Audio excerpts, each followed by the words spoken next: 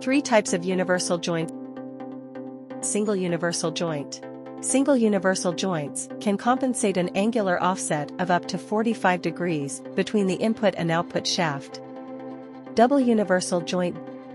Double universal joints can be made from two single joints by pinning or joining the hubs together, or, to avoid additional machining and assembly, double joints can be specifically designed with a single center section.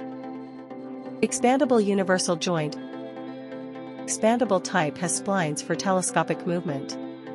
Variety of bores, cylindrical, square, hexagonal, to suit every application.